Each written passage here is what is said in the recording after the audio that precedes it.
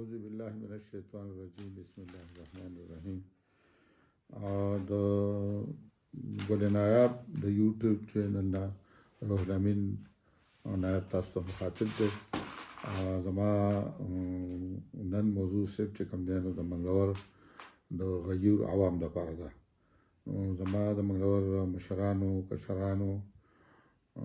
زلمو شاه زلمو السلام علیکم. د ټول اول خو زه تاسو دا خوشخبري اورم چې ستاسو په مرسته تعاون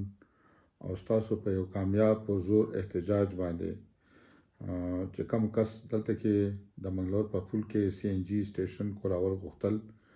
نو هغه زمونږ نماینده پسې پرون تللی و، هغه راغوښتلی و او هغه ته یې دا وویل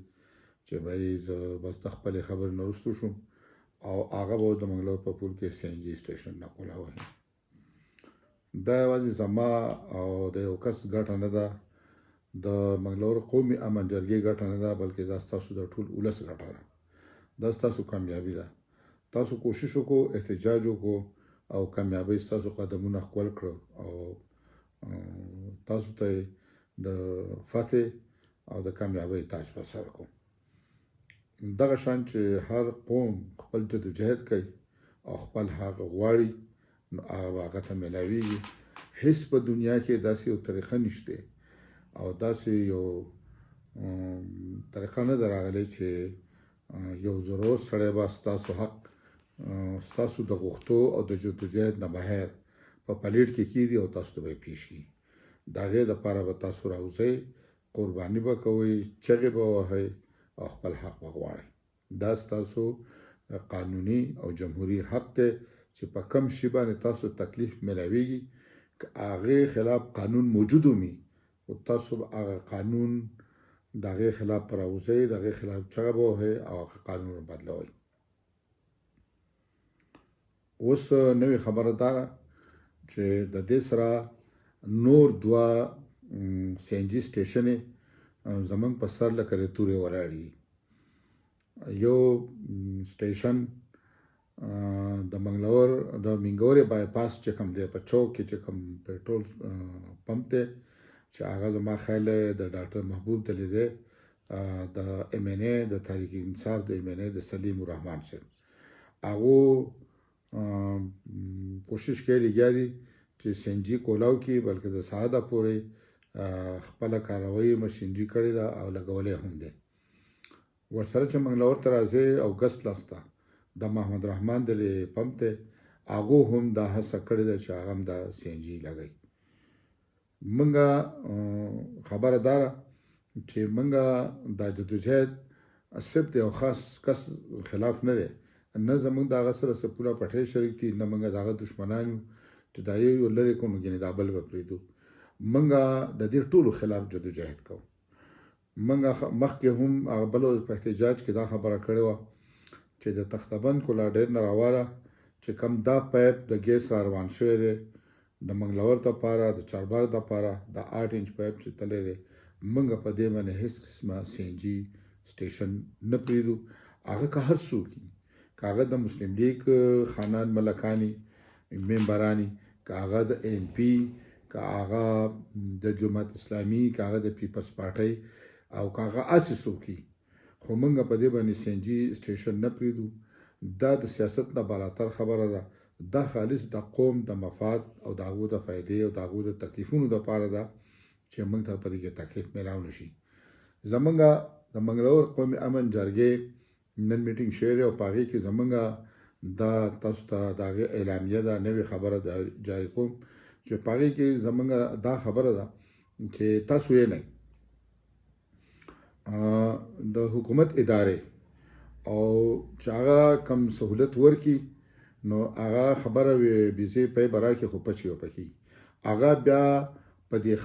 خلکو باندې دومره ګرانه کړي او اخوا دوی خوا سره وکړي چې هغه خلکو باندې ډبل بوج راشي.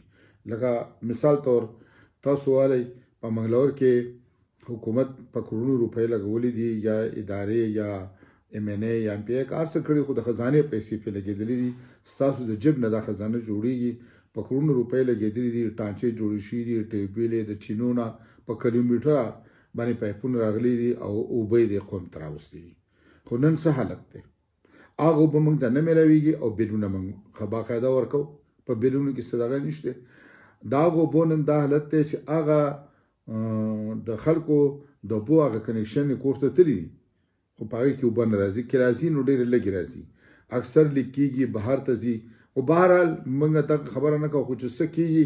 که هغه څوک یې کوي موږ څوک یو کس نه ګرمو خو هغه اوبه برابر موږ ته نه میلاویږي یا د هغې طریقې کار غلط دی یا د هغې کنیکشن غلط دی یا هغه صحیح فالو کېدی نشي یا د هغې صحیح بندوبست نشته د هغې نتیجه څه وشوه چې کم خلک لکه شتمن دي نو هغه ولګېد ځان له د بل ځای نه د اوبو پروګرام وکړو او چا ځان له بورونه وویستل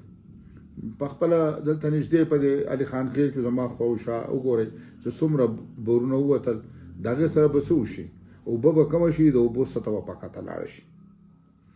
نو او موږ عوامو ته ډبل دغه شو موږ په بورونو باندې لکه هم پیسې ولګولې په کنیکشنونه یې ولګولې ټانچې جوړې کړې او د اوبو بل هم ورکو دا ډبل لارې ښه اوس دویم خبره د بجلی سهولت ته وګورئ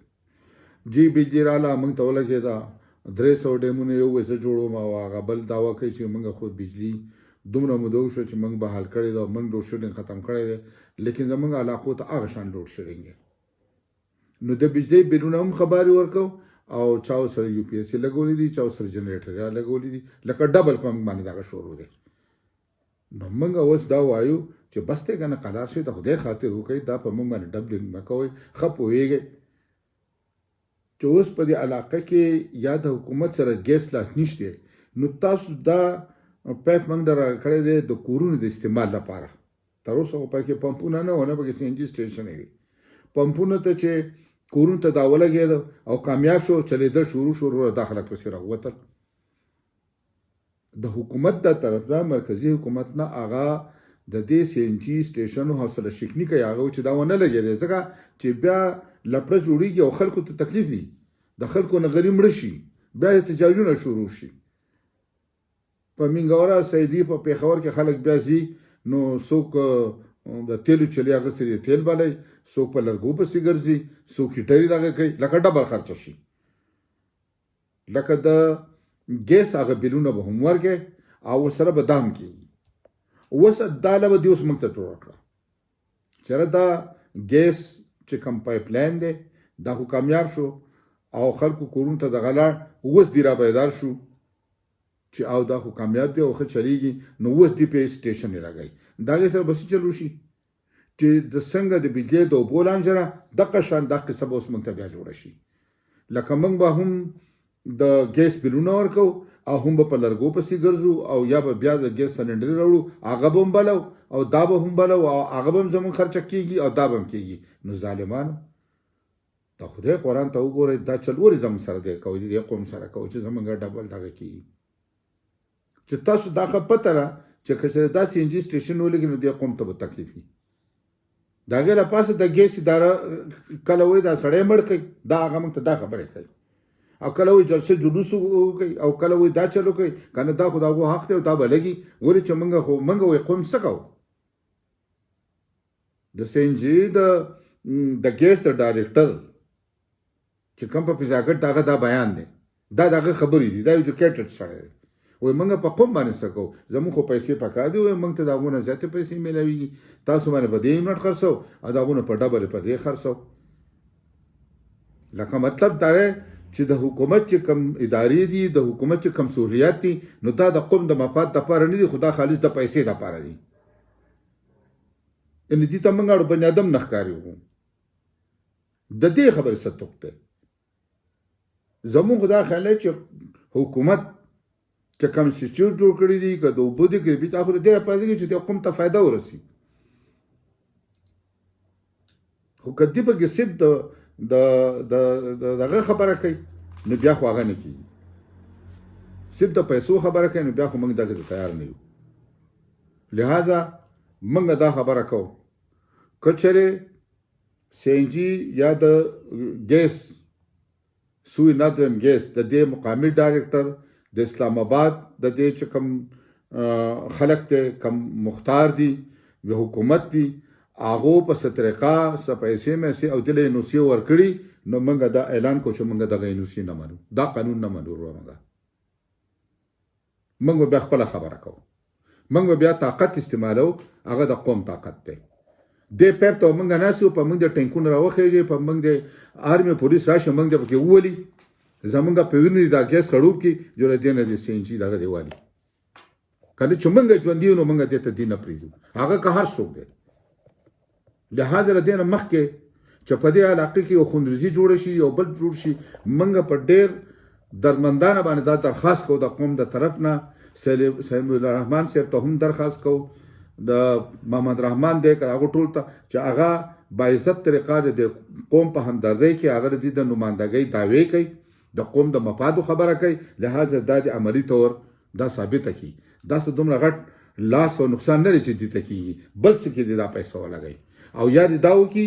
چې پیسې دې ولګوي ځان دې یو بل لاین جوړ کړي کمرشل لاین دې بوځي کمرشل پایپ دې بوځي د هغې نه که سټیشن یې لګوي او که دې هر څه لګوي دې لګوي خو د دې پایپ نه به نه لګوي دا زمونږ هم فیصله ده د دې قوم هم یو اټل فیصله ده موږ به دې مزاحمت کوو